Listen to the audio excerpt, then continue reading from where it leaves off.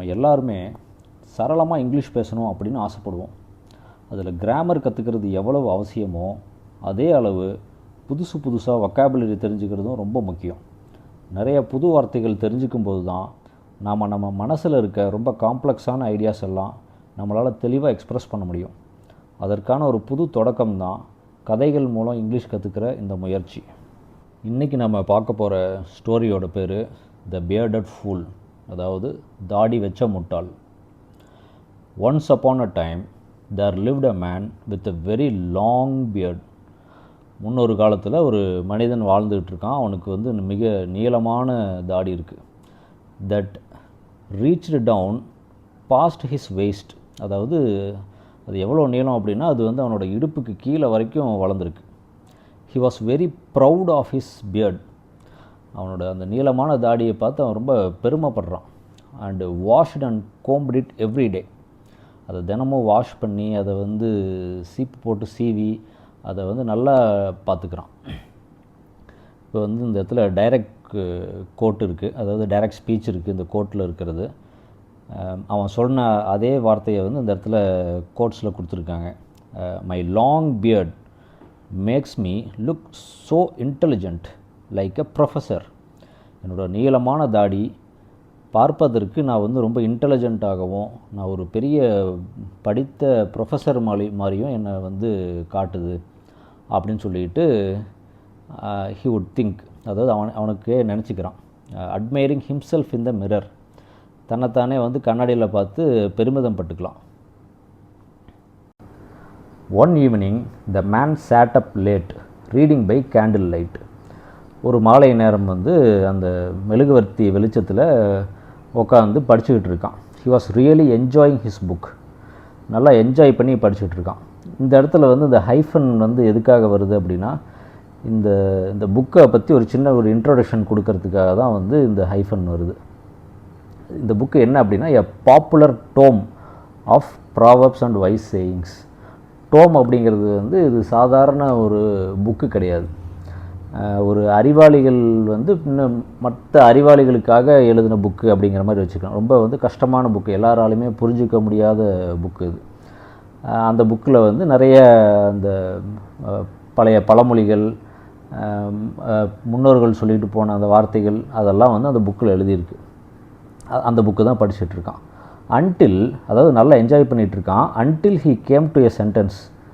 ஒரு வாக்கியம் வருது, அது வரைக்கும் நல்லா தான் படிச்சுட்டு இருக்கான். அது என்ன வாக்கியம் அப்படின்னா, any man with a long beard is a pool. எவன் ஒருவன் நீளமான தாடி வச்சுருக்கானோ அவன் ஒரு முட்டாள் அப்படின்னு சொல்லிட்டு அந்த புக்கில் எழுதியிருக்கு. வாட், என்ன, ஹி தாட், நினைக்கிறான். That can't be right, I can't have read that correctly. அது சரியாக இருக்க வாய்ப்பில்லை, நான் தான் தப்பாக படிச்சிருக்கேன் அப்படின்னு நினைக்கிறான். And he red the sentence again. திரும்பவும் படிக்கிறான். வெரி கேர்ஃபுல்லி, நல்லா கேர்ஃபுல்லாக அந்த தடவை படிக்கிறான். Any man with a long beard is a pool. திரும்பவும் அதே தான் எழுதியிருக்கு. எவன் ஒருவன் நீளமான தாடி வச்சுருக்கானோ அவன் ஒரு முட்டாள் அப்படின்னு எழுதியிருக்கு. The man was most dismayed. அவன் ரொம்ப ஷாக் ஆயிடுறான். But I always thought my long beard made me look so scholarly. ஆனால் நான் எப்போவுமே என்ன நினச்சிக்கிட்டு இருக்கேன் அப்படின்னா, என்னோட நீளமான தாடி பார்க்குறதுக்கு என்னை ஒரு சிறந்த ஞானி மாதிரி தானே காட்டிகிட்டு இருக்குன்னு நான் நினச்சேன் அப்படின்னு சொல்கிறான். ஹி க்ரைட்னா அழுகிறது கிடையாது, சத்தமாக ஒரு லவுடான வாய்ஸில் பேசுகிறது. I have been wrong all along. இத்தனை நாளாக நான் தப்பாக நினச்சிக்கிட்டு வந்திருக்கேன். ஆல் அலாங்க்கு ஆரம்பத்திலிருந்து அப்படிங்கிற மாதிரி அர்த்தம். அண்ட் ஆல் திஸ் டைம், இத்தனை நாட்களாக, every one has been thinking I ஆம் அ ஃபூல். ரோட்டில் போகிற ஒவ்வொருத்தரும் என்னை முட்டாளுன்னு நினச்சிட்டு இருந்திருக்காங்க அப்படின்னு சொல்லிட்டு அவன் மனசுக்குள்ளேயே நினச்சிக்கிறான். The man felt so disappointed and embarrassed that he decided to get rid of his long beard at once. அவனுக்கு ரொம்ப டிஸப்பாயிண்ட் ஆயிடுச்சு. அண்ட் எம்பாரஸ்ட்னால் ரொம்ப கொஞ்சம் அசிங்கம் அவமானமாக அவன் ஃபீல் பண்ணுறான். ஸோ தட் ஹீ டிசைடட், முடிவு பண்ணுறான். என்ன முடிவு பண்ணுறான்னா, to get rid of his long beard at once. Get rid அப்படின்னா வந்து பிடிக்காத ஒரு விஷயத்தை வந்து கழிச்சு கட்டுறது தான் get rid. I want to get rid of my old bike, I want to get rid of my old clothes. இந்த மாதிரி வந்து நமக்கு எதெல்லாம் பிடிக்கலையோ அதெல்லாம் நம்ம வந்து கழிச்சு கட்டுவோம் இல்லையா, அதை தான் வந்து கெட் ரிட் அப்படின்னு சொல்லுவோம். அட் ஒன்ஸ் அப்படின்னா இம்மிடியட்டாக என்னோடய நீளமான தாடியை வந்து நான் உடனடியாக நான் கழிச்சு கட்டியே ஆகணும், ரிமூவ் பண்ணியே ஆகணும் அப்படின்னு முடிவு பண்ணுறான். ஹீ ஹண்டட், அதாவது அவன் சர்ச்சுடு கூட இல்லை, ஒரு ஒரு அனிமல், ஒரு மிருகம் எப்படி வேட்டையாடுமோ அந்த அளவுக்கு வந்து ஒரு தீவிரமாக வந்து தேடுறான். High and low. High and low அப்படின்னா இது ஒரு இடியம். எல்லா இடத்துலையும் தேடி பார்க்குறான்.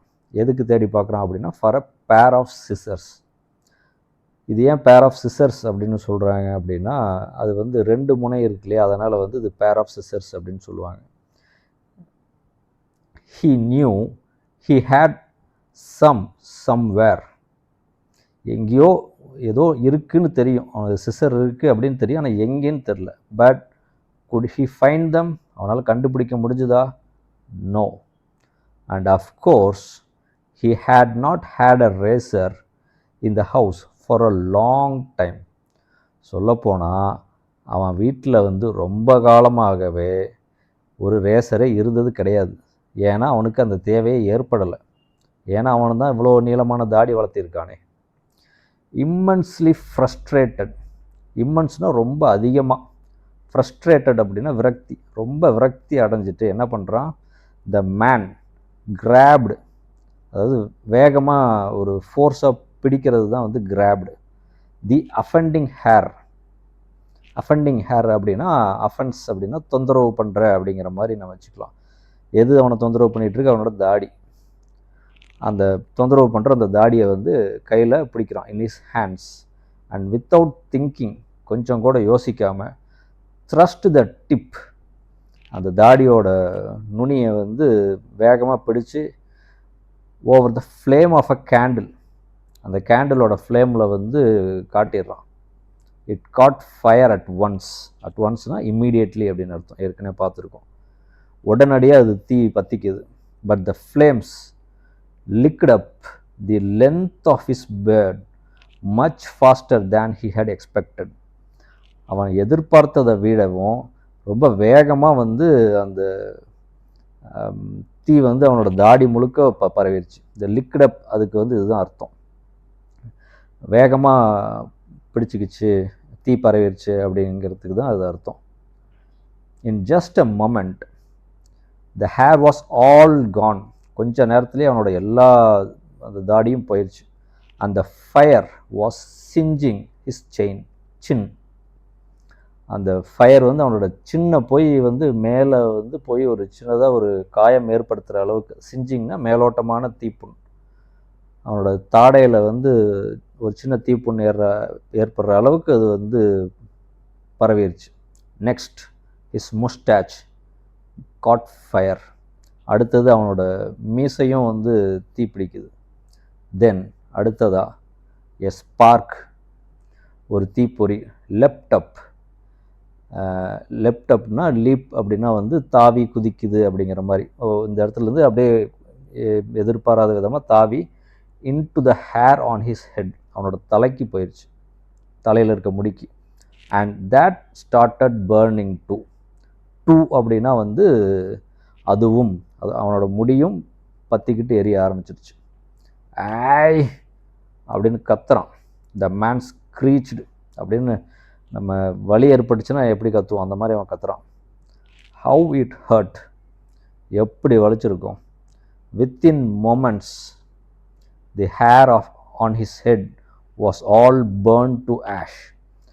கொஞ்ச நேரத்திலே வந்து அவனோட தலையில் இருக்கிற முடியுமே வந்து ஃபுல்லாக வந்து எரிஞ்சு சாம்பலாயிருச்சு. The man's screams of panic, அவன் அந்த படபடப்பு பதட்டத்தில் அந்த கத்துறான்.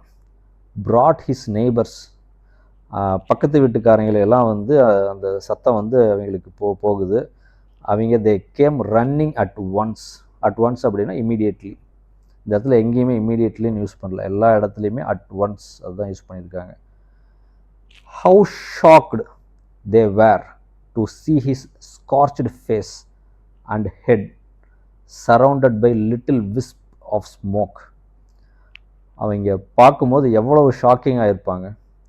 To see his scorched face, அதாவது எல்லாம் சுட்டு போன அந்த அவனோட முகம், தலை, இதெல்லாம் பார்க்கும்பொழுது கடைசியில் வந்து surrounded by little wisp of smoke, அதாவது விஸ்ப் அப்படின்னா ரொம்ப மெல்லிய புகை அவன் முகத்துலேருந்து அவன் தலையிலேருந்து வந்துட்டு இருக்கிறத பார்க்கும்போது அவங்களுக்கு எவ்வளோ ஷாக்கிங்காக இருந்திருக்கும். அவங்க நெய்பர்ஸ் கேட்குறாங்க, what on earth happen to you அப்படிங்கிறாங்க. வாட் ஆன் எர்த் அப்படின்னா இது வந்து சாதாரணமாக கூட கேட்கலாம். வாட் ஹேப்பன் டு யூ அப்படின்னா நம்ம சும்மா சாதாரணமாக நம்ம கேட்குறது. ரொம்ப ஷாக்கில் ரொம்ப ஒரு என்ன முட்டாள்தனமாக ஒன்று பண்ணியிருக்க அப்படின்னு கேட்கும்போது நம்ம இந்த இந்த இடியம் யூஸ் பண்ணலாம். What on earth have you done, what on earth are you thinking, என்ன நீ நினச்சிக்கிட்டு இருக்க அப்படிங்கிற மாதிரி. தே க்ரைடு, எல்லாம் கத்துறாங்க. ஸ்பிளாஷிங் ஹிம் வித் வாட்டர், அவன் மேலே தண்ணி ஊற்றிக்கிட்டே அதெல்லாம் கேட்குறாங்க. அதுக்கு அவன் சொல்கிறான், இட் வாஸ் டெஸ்டினி. இது வந்து இந்த இடத்துல டெஸ்டினி அப்படின்னா நம்ம தலையெழுத்து, ஃபேட் அந்த மாதிரி நம்ம வச்சுக்கலாம். செட் த மேன் சேட்லி, ரொம்ப சோகமாக சொல்கிறான். I read that men with long beards were fools. நான் என்ன படித்தேன் அப்படின்னா, யாருக்கெல்லாம் வந்து நீளமான தாடி இருக்கோ அவன்லாம் முட்டாள் அப்படின்னு சொல்லிட்டு படித்தேன். அண்ட் இன்டீட்னா ஆமாம், அஃப்கோர்ஸ் அந்த மாதிரி. ஐ ஹாவ் ப்ரூவ்ட் இட், அதை நான் ப்ரூவும் பண்ணிட்டேன் அப்படின்னு சொல்கிறான். இந்த கதையில் இது வரைக்கும் 30க்கும் மேற்பட்ட புது வார்த்தைகளை நம்ம தெரிஞ்சுக்கிட்டோம். எப்போவுமே ஒரு வார்த்தையை அதோட கான்டெக்ஸ்டோட, அதாவது அந்த வாக்கியத்தோட தொடர்பு படுத்தி நம்ம பார்க்கும்போது அதோட அர்த்தம் என்றைக்குமே நமக்கு மறக்காது. இந்த கதையை பிடிஎஃப் ஃபார்மேட்டில் டிஸ்கிரிப்ஷனில் கொடுத்துருக்கேன், உங்களுக்கு தேவைப்பட்டால் டவுன்லோட் பண்ணிக்கலாம். இந்த ஸ்டோரி மூலிமா நீங்கள் புது வேர்ட்ஸ் லேர்ன் பண்ணியிருந்தா அது என்னன்னு கமெண்ட்ஸில் சொல்லுங்கள். முடிஞ்சால் அந்த புது வேர்ட்ஸை வச்சு ஒரு சென்டென்ஸ் ஃப்ரேம் பண்ணுங்கள். இன்றைக்கி நம்ம பார்த்த கதையும் அதில் வந்த புது வார்த்தைகளும் உங்களுக்கு யூஸ்ஃபுல்லாக இருக்கும்னு நினைக்கிறேன். இதே மாதிரி இன்னொரு கதையோட அடுத்த வீடியோவில் உங்களை நான் சந்திக்கிறேன்.